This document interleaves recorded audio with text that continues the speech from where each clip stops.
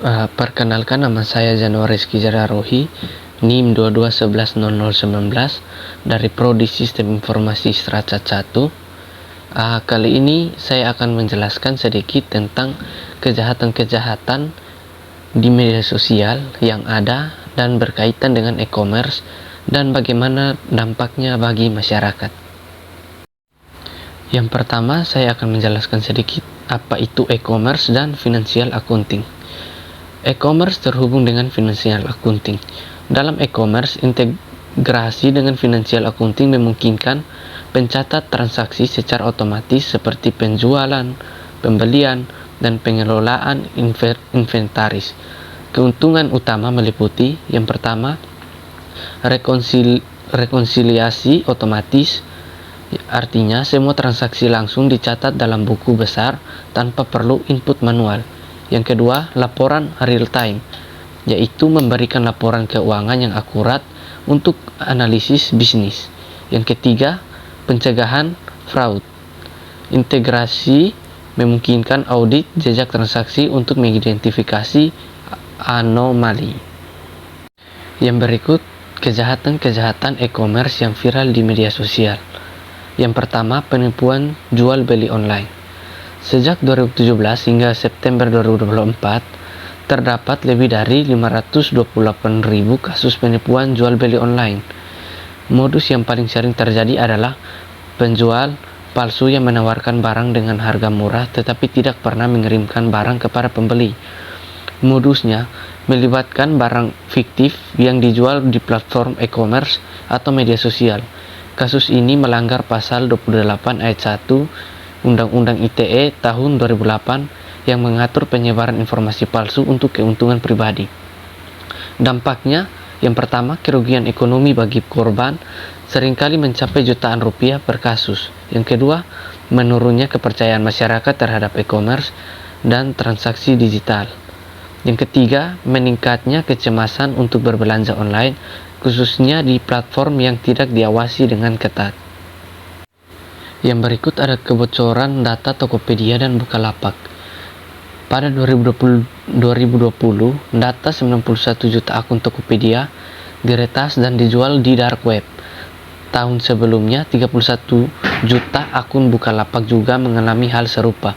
Data pribadi yang dicuri, termasuk alamat email, nama, pengguna, dan kata sandi terinskripsi.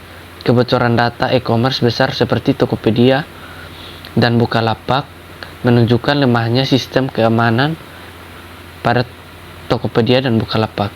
Hal ini melanggar Undang-Undang ITE pasal 26 yang mengatur perlindungan data pribadi serta Peraturan Pemerintah Nomor 71 tahun 2019. Dampaknya, risiko penyalahgunaan data untuk penipuan atau kejahatan lain seperti phishing.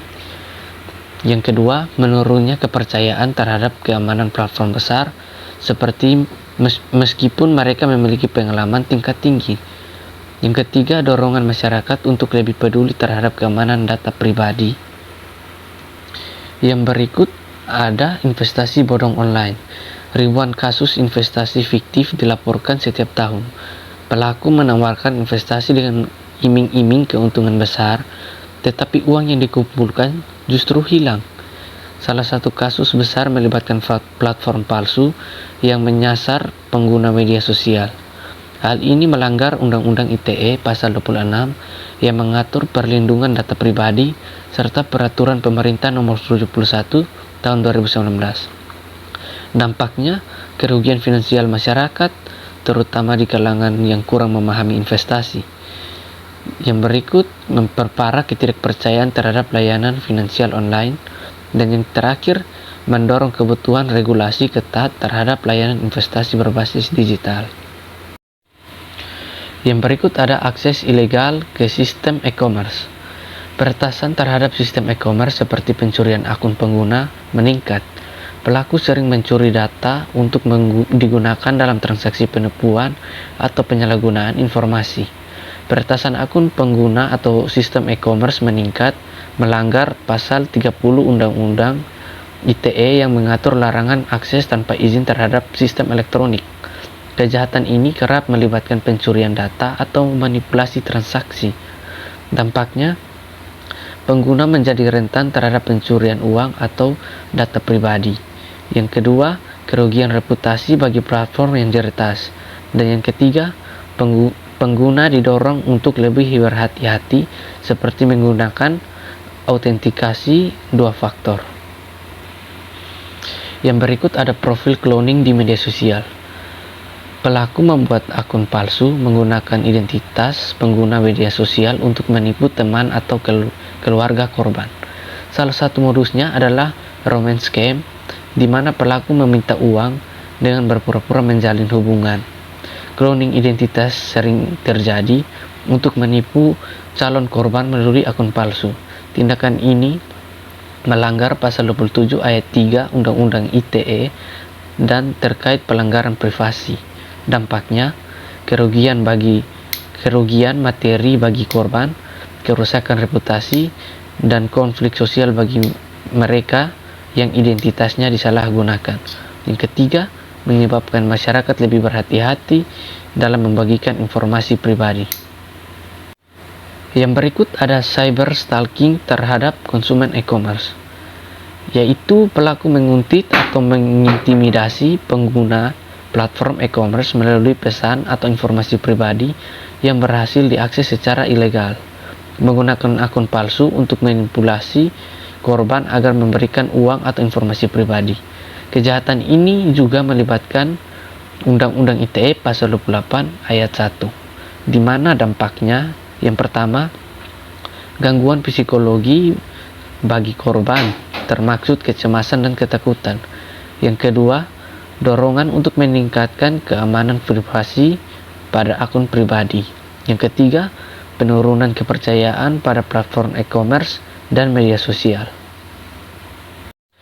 Kesimpulan yang dapat kita ambil dari kejahatan-kejahatan di atas adalah analisis sosial dan hukum, yaitu semua kasus ini menggambarkan fenomena no viral, no justice, di mana masyarakat menganggap bahwa jika suatu kasus tidak viral, maka aparat penegak hukum tidak akan menindaklanjuti. Ini menunjukkan ketergantungan terhadap media sosial dalam proses hukum, yang bertentangan dengan prinsip keadilan yang seharusnya berjalan objektif, tanpa bergantung pada popularitas kasus. Berita-berita ini menyoroti pentingnya edukasi masyarakat tentang keamanan digital dan perlunya regulasi yang lebih kuat untuk melindungi konsumen. Regulasi seperti Undang-Undang ITE menjadi langkah awal yang perlu terus diperkuat dengan penegakan hukum yang tegas. Sekian, terima kasih.